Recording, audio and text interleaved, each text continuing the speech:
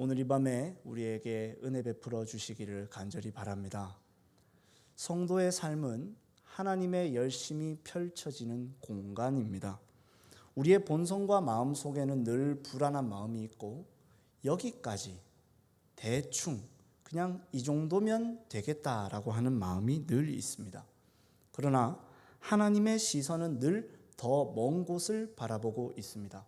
이것을 로마서 8장 29절에서는 이렇게 말합니다. 하나님이 미리 아신 자들을 또한 그 아들의 형상을 본받게 하기 위하여 미리 정하셨으니 이는 그로 많은 형제 중에서 맏아들이 되게 하려 하심이니라. 아멘. 예수님의 형상을 본받아서 예수님이 우리의 큰 형님이 되게 하시는 것, 이게 바로 하나님의 우리를 향한 궁극적인 비전입니다. 여기로 우리를 계속 몰아가십니다. 우리는 이런 하나님의 부르심이 불편합니다. 왜냐하면 애초에 그러려고 하나님을 믿었던 것은 아니기 때문에 그래요. 처음에 하나님을 믿었던 건 힘들어서 의지할 때가 필요해서 하나님께 나아왔었습니다.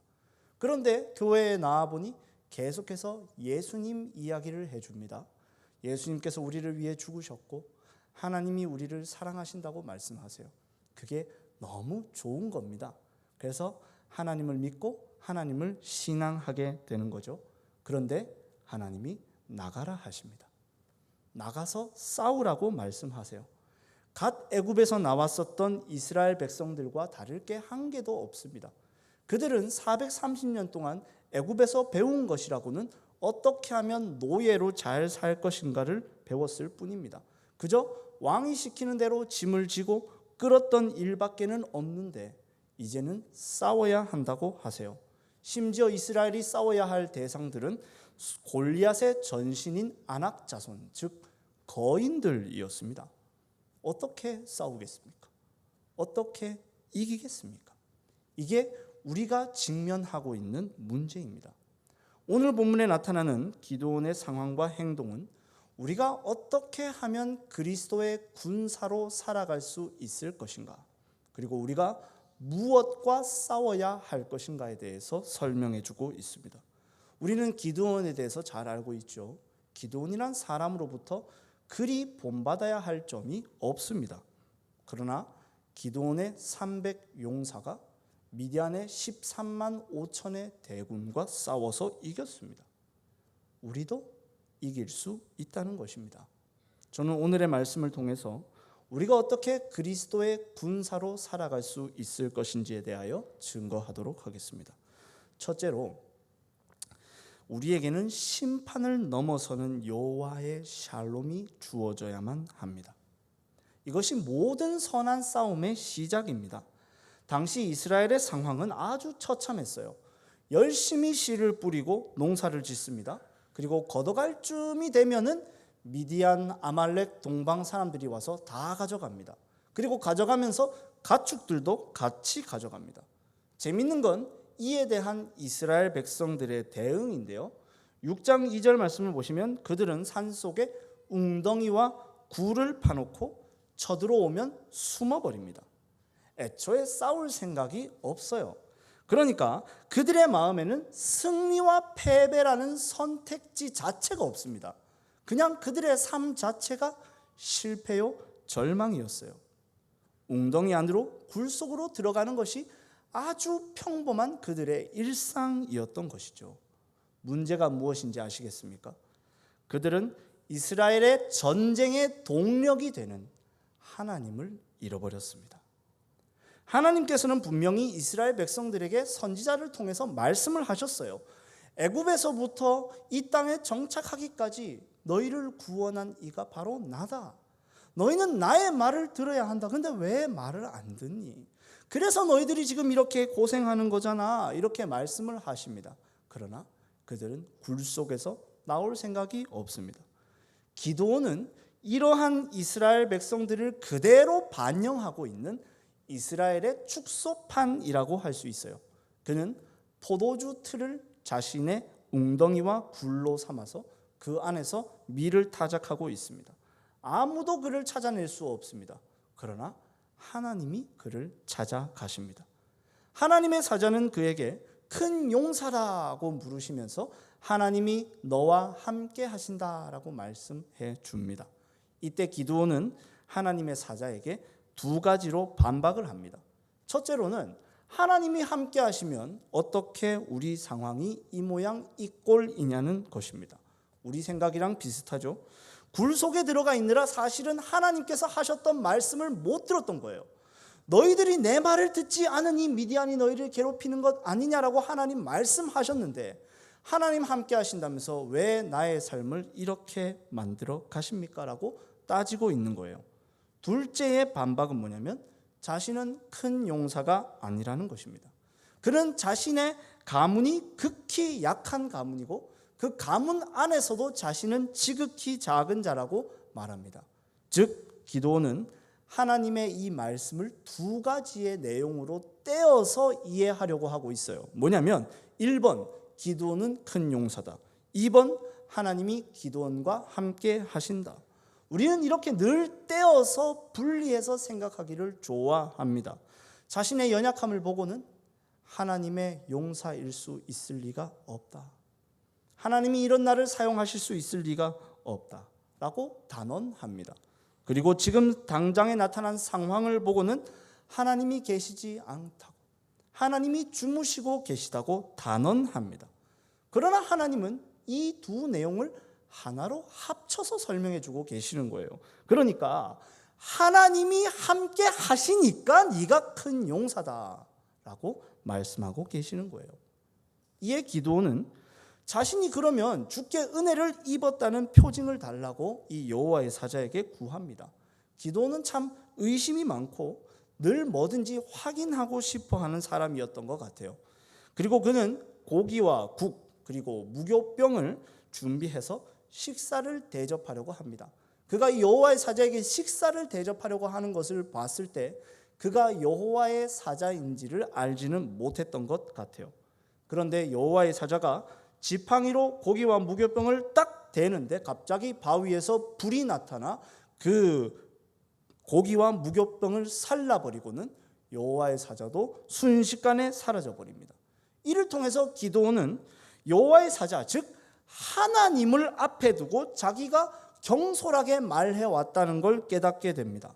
그리고 하나님을 대면했던 모든 사람들이 반응했듯이 철저하게 절망합니다. 하나님을 보고 살 자가 없기 때문에 그래요. 이 장면이 아주 중요한데요. 기드온과 같은 사람과 하나님이 어떻게 함께 하실 수 있는지, 어떻게 그가 큰 용사가 될 수 있는지에 대해서 설명해 주기 때문에 그렇습니다.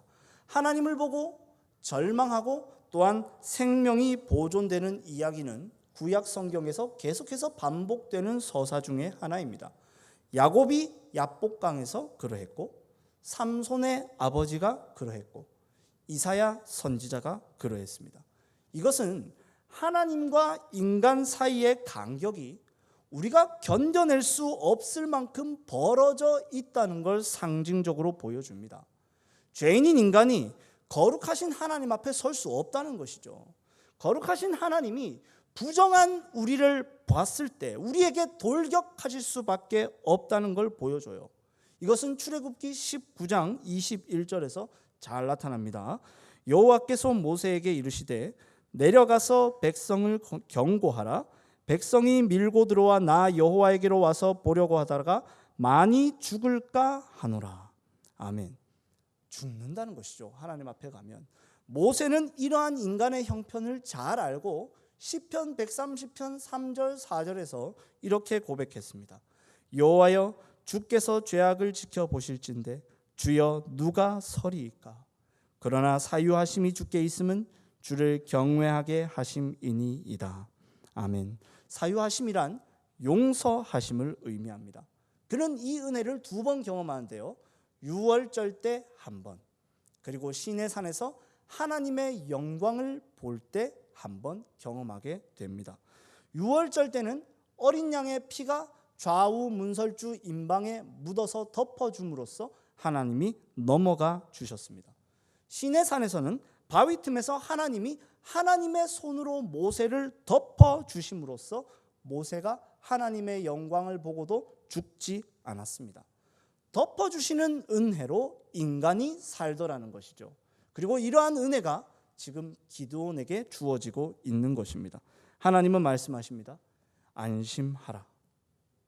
두려워하지 말라. 너는 죽지 않는다. 죽지 않는 어떠한 이유도 설명도 나타나 있지 않습니다. 왜냐하면 은혜라는 건 원래 애초에 설명할 수도 없고 이유를 알 수 없는 것이기 때문에 그렇습니다. 이것은 단지 기드온뿐만이 아니라 이스라엘 백성들에 대한 하나님의 비유입니다. 이스라엘 백성들은 끝없는 우상 숭배로 인하여 미디안으로부터 고통받고 있었어요. 그들을 구원해 줘야 할 이유가 전혀 없습니다. 그런데 하나님이 구원하시려고 하십니다. 이유가 설명되어 있지 않습니다. 이유가 없기 때문에 그렇습니다.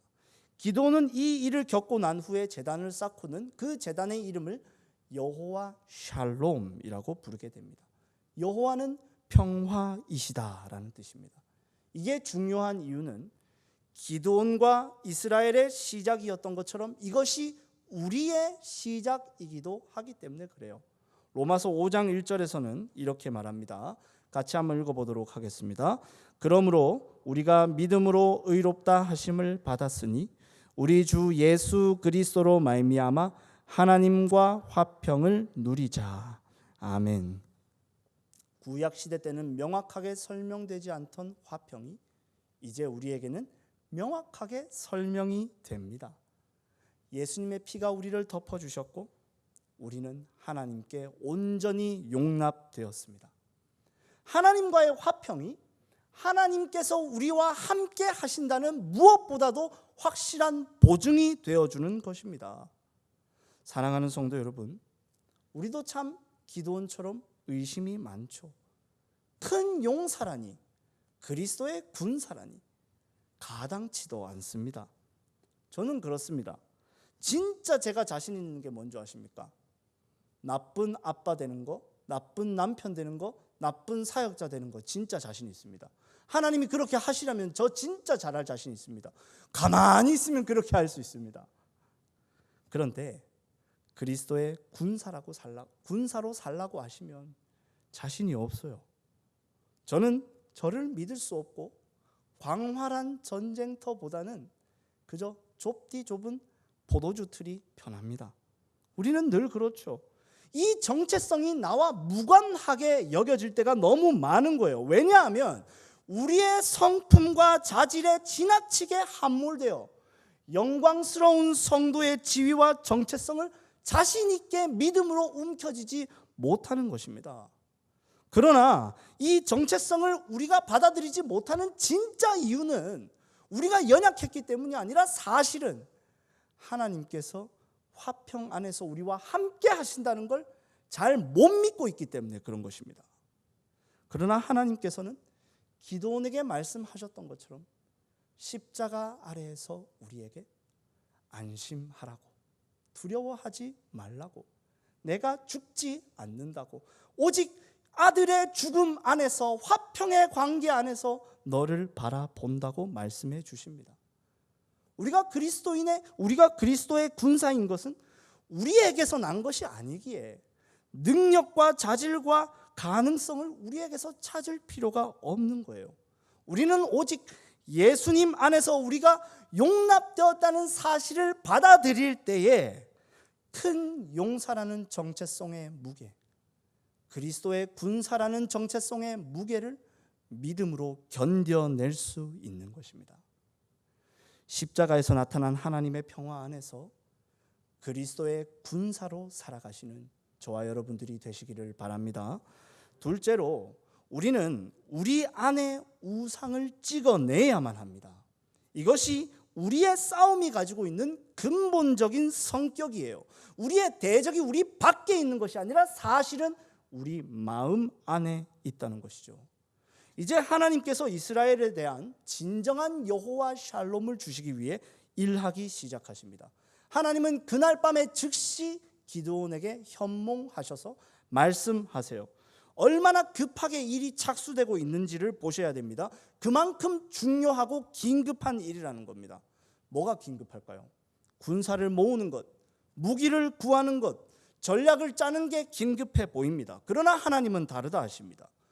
저놈의 아세라 신상을 쪼개라는 겁니다.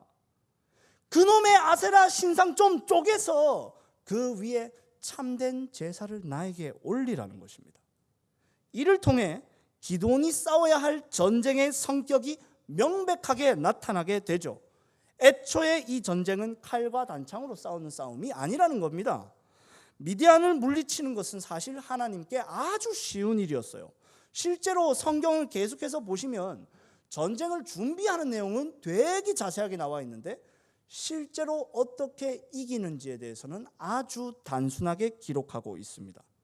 하나님은 당장 미디안을 쳐 부수는 것보다 이스라엘을, 우리를 군사답게 만드는 데 관심이 많으십니다. 우리를 거룩하게 하시는 데 관심을 갖고 계신 거예요. 이스라엘이 이때 고통받고 있을 때 울부짖고 기도했다고 말합니다. 고통 속에 신음했다고 말합니다.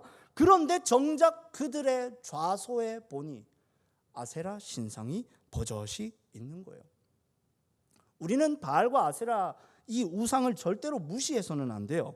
애굽은 기본적으로 나일강을 기반으로 안정성이 확보된 땅이었지만 가나안 땅은 산골짜기에다가 건기와 우기 등 까다로운 날씨 때문에 숙달된 농업 기술이 아니고서는 먹고 살기가 참 힘든 땅이었어요. 그러니까 땅을 정복하는 것 못지않게 그 땅에서 살아가는 것 자체가 믿음의 모험이었던 거죠. 그러니 가나안 사람들을 어떻게 다 쫓아낼 수 있겠습니까? 그 사람들한테서 농업 기술을 배워야 되지 않겠어요? 어떻게 농사를 해야 하는지, 무슨 기구를 써야 하는지, 요령이 뭔지, 팁이 뭔지를 물어야만 했던 거예요. 그런데 당시의 농업 기술과 비를 내리는 바알 신앙, 땅에서 열매를 내는 아세라 신앙은 한 몸처럼 붙어 있는 것이었어요. 뗄 수가 없는 것이죠. 이와 같은 생존 기술의 문제는요, 이게 절대적인 이론으로 자리 잡게 되면 오히려 이것이 우리를 속박하게 된다는 데 있습니다. 이게 우상의 무서운 점입니다. 처음에는 내가 우상이 좋아서, 우상이 매력적이어서 잡았는데 계속 이것이 절대적인 영역에 자리 잡게 되면은 언제부턴가 이 우상의 영영 매여 살아야만 하는 거예요. 하나님은 이러한 아세라 신상을 당장에 찍어버리라고 말씀하십니다. 기드온이라는 이름의 어근 자체가 찍다, 나무를 찍는다라는 뜻을 갖고 있습니다. 이것은 성도의 정체성이 우상을 찍는 자가 되어야 한다는 것을 암시하고 있습니다. 그는 마을 사람들을 두려워했습니다. 얼마나 핍박이 가해질지, 나를 죽일지도 모른다는 사실에 두려워서 밤에 이 일을 행합니다. 그러나 밤에 찍습니다. 이게 기드온이 행한 일입니다. 이 사실은 아침 일찍 발각되고 마는데요, 이 말 자체로 이스라엘 사람들이 아침 일찍부터 바알과 아세라에게 제사를 드리려 했다는 그들의 영적 상태를 보여주고 있죠. 모두가 기드온을 죽이자고 말합니다. 그러나 이때 기드온의 아버지가 아주 의미심장한 말을 합니다. 바알이 신이 아니냐, 바알이 정말 살아있는 신이라면 자기 제단을 파괴하고 아세라 신상을 파괴한 저 기드온을 신이 죽이지 않겠냐, 바알이 그와 싸우게 하라라고 말해요. 이때부터 기드온은 여룹바알, 바알과 싸우는 자라는 별명을 얻게 됩니다. 성도는 우상을 찍는 자일 뿐 아니라 우상과 싸우는 자입니다. 이 말씀은 지금을 사는 우리에게 다소 피상적으로 여겨질 수 있어요. 그냥 이렇게 말이죠. 그래, 우상 숭배는 하면 안 된다. 우상 숭배하는 저 사람들은 하나님의 심판을 받으리라. 아닙니다. 이것은 지금 우상을 섬기는 미디안 사람들에게 말하고 있는 것이 아니라 이스라엘 백성들 가운데 있는 우상에 대하여 말하고 있는 거잖아요. 이것은 하나님을 믿지 않는 자에 대하여서 말하는 것이 아니라 교회 안에 존재할 수 있는 우상에 대하여 말씀하고 있는 거예요.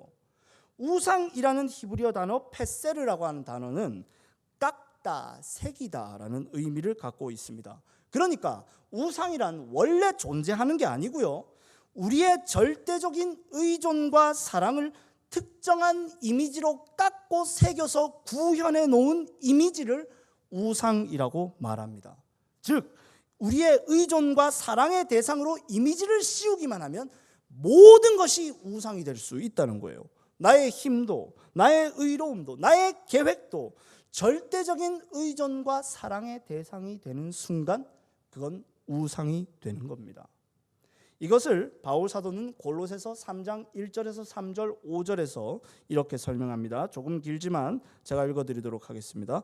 그러므로 너희가 그리스도와 함께 다시 살리심을 받았으면 위의 것을 찾으라. 거기는 그리스도께서 하나님 우편에 앉아 계시느니라. 위의 것을 생각하고 땅의 것을 생각하지 말라. 이는 너희가 죽었고 너희 생명이 그리스도와 함께 하나님 안에 감추어졌습니다.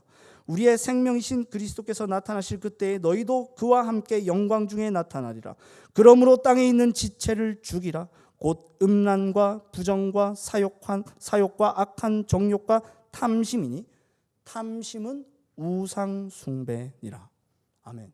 바울 사도는 세상의 초등학문, 즉 특정 이데올로기와 신비한 경험, 율법주의에 대해 경고하는 문맥에서 이 말씀을 하고 있어요. 당시 골로새 교회는 그리스도 외에 다른 고차원적인 영적인 지식과 지혜가 있다는 유혹을 받고 있었습니다. 그런 건 탐심으로 만들어낸 이미지일 뿐 본래 없는 것이다. 예수님 외에는 아무것도 없다라고 바울 사도가 말해주고 있는 것이죠. 이것을 또한 고린도후서 10장 4절 5절에서는 이렇게 말합니다. 우리 한번 함께 읽어보도록 하겠습니다. 우리의 싸우는 무기는 육신에 속한 것이 아니요 오직 어떤 견고한 진도 무너뜨리는 하나님의 능력이라. 모든 이론을 무너뜨리며 하나님 아는 것을 대적하여 높아진 것을 다 무너뜨리고 모든 생각을 사로잡아 그리스도에게 복종하게 하니. 아멘. 모든 이론과 생각을 사로잡아 예수님께 복종하게 하는 것, 이것이 바로 우리 안에서 이루어지게 되는 영적 전쟁입니다. 다른 데 있는 것이 아니라 예수님에게서 멀어지는 우리의 마음을 쪼개야 한다라고 성경이 말해주고 있는 거예요. 사랑하는 성도 여러분, 우리의 싸움은 칼과 단창으로 행하는 싸움이 아닙니다. 하나님께서 우선시하는 전쟁터는 이 세상이 아니라 바로 우리의 마음입니다. 하나님은 우리의 마음을 얻고 정복하기를 원하세요. 우리 안에 우상을 찍는다는 것은 우리의 왕좌를, 우리의 작전 통수권을 그리스도께 양도한다는 것입니다. 물론 우리의 자아가 무너지고 쪼개어지는 것이 많이 아프고 고통스러울 것입니다. 그러나 바벨탑이 무너져야 성전이 세워집니다. 아세라 상이 찍혀야 예수님의 십자가가 세워질 수 있습니다. 그리스도가 우리의 장군 되실 때에만 우리는 그리스도의 군사일 수 있을 것입니다. 늘 땅으로 우리의 시선이 가게 되는 우리의 탐심을 찍어내고 위에 계신 예수님을 구하고 찾으시는 저와 여러분들이 되시기를 바랍니다. 말씀을 마무리하겠습니다. 기도원의 입장에서는 이것이 참 어이가 없었을 겁니다. 도대체 왜 나여야만 하냐는 거죠. 아무런 힘이 없고 유독 겁이 많고 두려움 많은 겁쟁이가 순식간에 바알과 다투는 자로 부르심을 받게 됐습니다. 우리도 다르지 않죠. 달라진 게 없습니다. 여전히 믿음이 약하고 두려움이 많은 겁쟁이들을 향하여 그리스도의 군사로 불러주십니다. 진정한 평화가 되시는 예수님을 구주로 영접하는 순간 우리의 일상은 싸워야 할, 믿음을 지켜야 할 영적 전쟁터가 되었습니다. 그러나 12절에서 주께서 하신 말씀을 기억하시기를 바랍니다. 큰 용사여, 여호와께서 너와 함께 계시도다. 아멘. 우리는 우리의 화평이 되시는 예수님으로 말미암아 하나님께 온전히 용납되었습니다.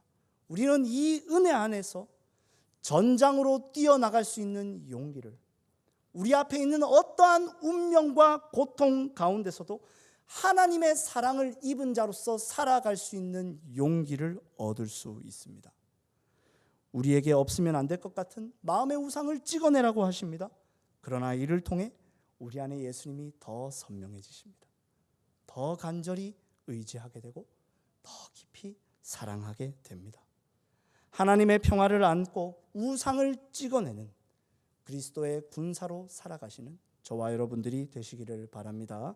말씀을 기억하며 찬송가 620장 함께 찬송드립니다.